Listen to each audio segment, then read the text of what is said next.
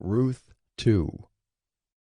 Now Naomi had a relative of her husband's, a worthy man of the clan of Elimelech, whose name was Boaz. And Ruth the Moabite said to Naomi, "Let me go to the field and glean among the ears of grain after him in whose sight I shall find favor."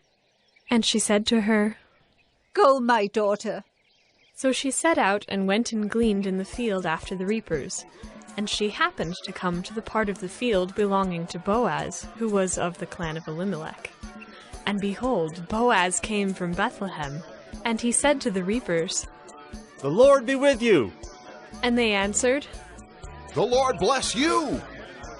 Then Boaz said to his young man who was in charge of the reapers, "Whose young woman is this?" And the servant who was in charge of the reapers answered, "She is the young Moabite woman who came back with Naomi from the country of Moab. She said, 'Please let me glean and gather among the sheaves after the reapers.' So she came, and she has continued from early morning until now, except for a short rest." Then Boaz said to Ruth, "Now listen, my daughter. Do not go to glean in another field or leave this one, but keep close to my young women. Let your eyes be on the field that they are reaping, and go after them. Have I not charged the young men not to touch you? And when you are thirsty, go to the vessels, and drink what the young men have drawn."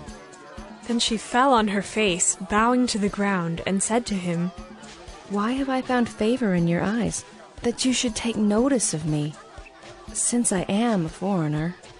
But Boaz answered her, "All that you have done for your mother-in-law since the death of your husband has been fully told to me, and how you left your father and mother and your native land, and came to a people that you did not know before. The Lord repay you for what you have done, and a full reward be given you by the Lord, the God of Israel, under whose wings you have come to take refuge." Then she said, "I have found favor in your eyes, my lord, for you have comforted me, and spoken kindly to your servant, though I am not one of your servants." And at mealtime Boaz said to her, "Come here, and eat some bread, and dip your morsel in the wine." So she sat beside the reapers, and he passed to her roasted grain. And she ate until she was satisfied, and she had some left over. When she rose to glean, Boaz instructed his young men, saying, "Let her glean, even among the sheaves, and do not reproach her. And also pull out some from the bundles for her, and leave it for her to glean, and do not rebuke her." So she gleaned in the field until evening. Then she beat out what she had gleaned, and it was about an ephah of barley. And she took it up and went into the city. Her mother-in-law saw what she had gleaned. She also brought out and gave her what food she had left over after being satisfied.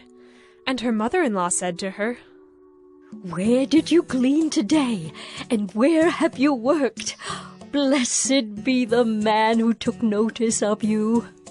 So she told her mother-in-law with whom she had worked, and said, "The man's name with whom I worked today is Boaz." And Naomi said to her daughter-in-law, "May he be blessed by the Lord, whose kindness has not forsaken the living or the dead." Naomi also said to her, "The man is a close relative of ours, one of our redeemers."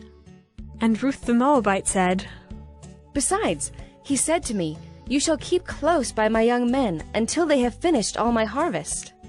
And Naomi said to Ruth, her daughter-in-law, "It is good, my daughter, that you go out with his young women, lest in another field you be assaulted."